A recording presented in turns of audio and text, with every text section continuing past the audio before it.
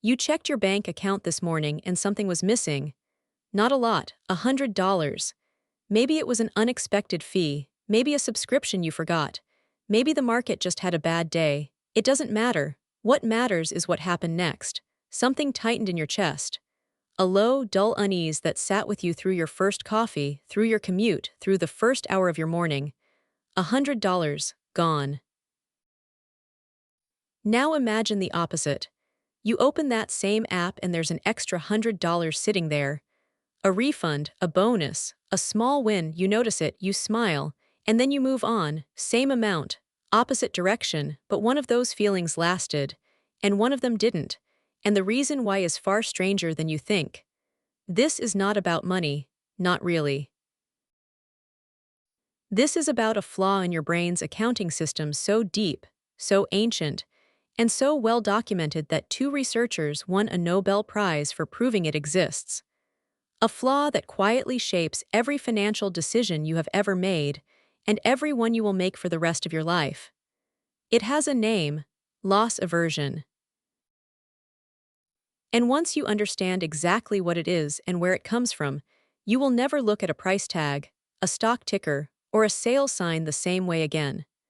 In 1979, a psychologist named Daniel Kahneman and his research partner Amos Tversky published a paper called Prospect Theory.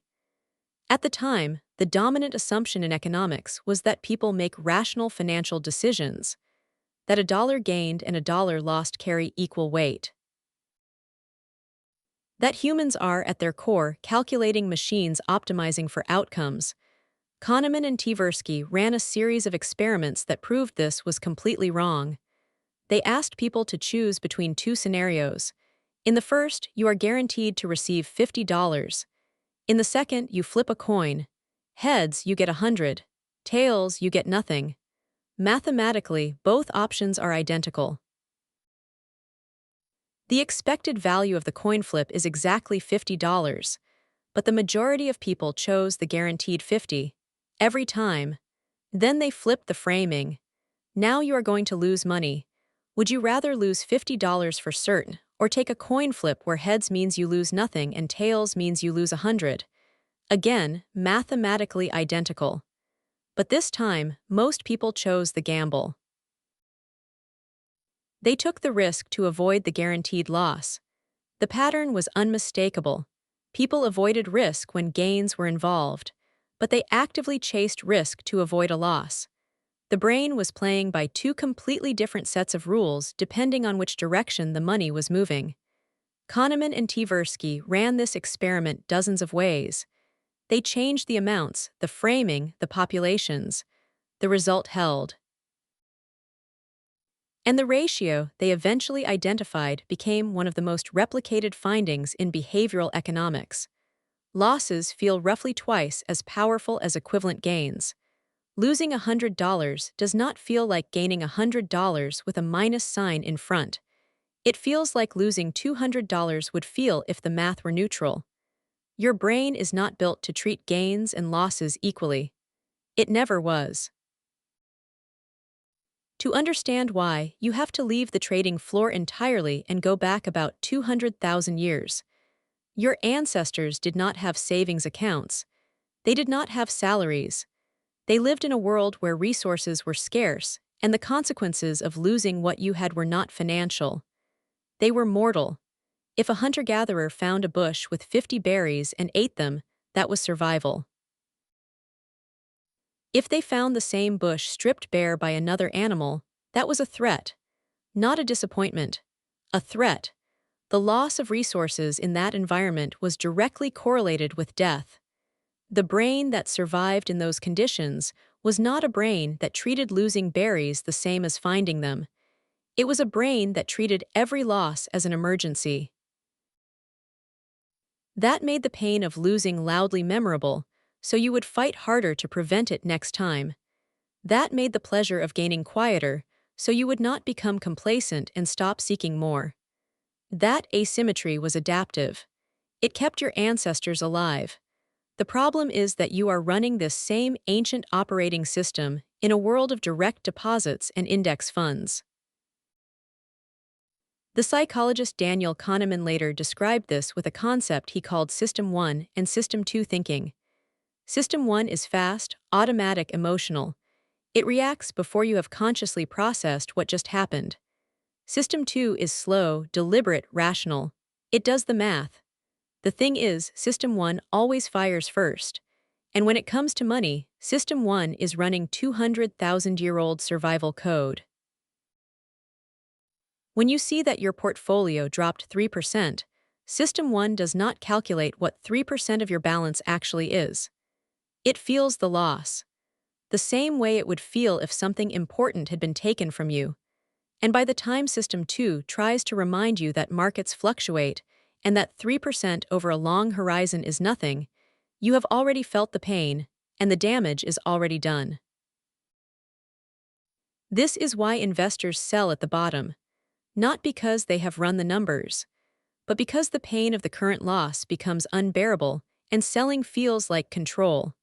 It is not control, it is loss aversion mistaken for strategy. Richard Thaler, another Nobel laureate in economics, spent decades documenting how loss aversion distorts real-world financial behavior. One of his most cited observations involves what he called the endowment effect, the simple discovery that people assign more value to things they already own than to identical things they do not own. In one version of the experiment, half a group of participants were given a coffee mug. The other half were given nothing. The group that owned the mug was then asked, "What is the minimum price you would accept to sell it?" The group that did not own the mug was asked, "What is the maximum you would pay to buy it?" The mug was the same mug, but the owners, on average, demanded nearly twice as much to give it up as the non-owners were willing to pay to acquire it. Ownership created value that was not there before, not because the mug changed, because losing something you have feels worse than never having it. Your brain treated giving up the mug as a loss. And losses hurt. Now think about what this does to you with money. Think about the last time you held a losing investment longer than you should have, not because you genuinely believed it would recover, but because selling it would make the loss real. As long as you do not sell, the number is abstract, a loss on paper, something that can still reverse. But the moment you sell, the pain becomes final. And your brain will do extraordinary things to avoid that finality. It will rationalize. It will wait. It will construct narratives about long-term potential to avoid the singular act of accepting that something is gone. Economists call this behavior the disposition effect. Investors sell winners too early to lock in gains and hold losers too long to avoid confirming losses. Study after study has replicated this pattern. The most comprehensive, conducted by researchers Terence Odian and Brad Barber analyzing over 10,000 brokerage accounts over 7 years, found that investors were 50% more likely to sell a winning stock than a losing one on any given day. The rational move would often be the opposite. But loss aversion is not rational. It is evolutionary. And it does not stay on the trading floor. It follows you to the grocery store. That sale sign that says was $120, now $89, is not designed to tell you how much something costs. It is designed to make you feel like you are saving $31, not spending $89, because your brain does not naturally evaluate price. It evaluates change. The reference point is the original number. The move from 120 to 89 is framed as a gain. Remove the original price, and suddenly that same $89 feels very different. Dan Ariely, the behavioral economist at Duke University, called this anchoring, and it is one of loss aversion's most powerful accomplices. Once your brain has been handed a reference number, any downward move from that number is registered as a win, and any upward move is registered as a loss. Retailers, car dealerships, subscription services, and salary negotiators all know this. They hand you the anchor first, then they move the price. Your brain is not doing math, it is doing comparison, and the comparison is always framed around what you stand to lose. This is what makes loss aversion so insidious. It does not announce itself. It does not feel like a bias. It feels like caution. It feels like prudence. It feels like common sense telling you to hold on to what you have. But common sense, in this case, is a 200,000-year-old survival reflex wearing a three-piece suit. Kahneman himself, in his book Thinking Fast and Slow, described loss aversion as one of the most significant contributions of psychology to behavioral economics, not because it is rare, but because it is universal. Every human brain carries this asymmetry. It does not matter if you are a hedge fund manager or someone who has never opened a brokerage account. The wiring is the same. So what do you do with this? Knowing about a bias does not automatically dissolve it. That is another thing Kahneman was careful to note. Awareness helps, but it does not rewire 200,000 years of evolutionary engineering overnight. What it does is give System 2 a fighting chance.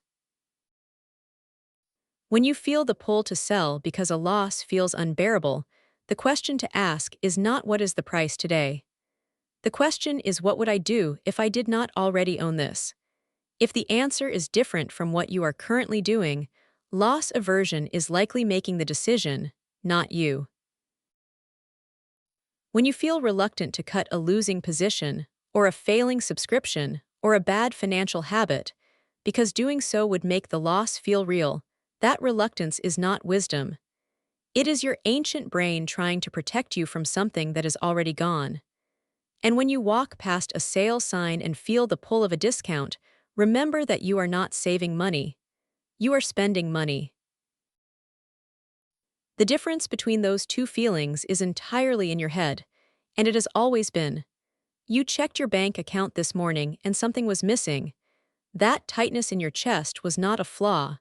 It was a feature built for a world that no longer exists, running on hardware that was never designed for the one you are actually living in.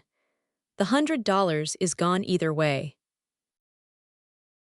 But one version of you feels it like an emergency. The other version of you, the one that understands the wiring, feels it and then decides what to actually do next.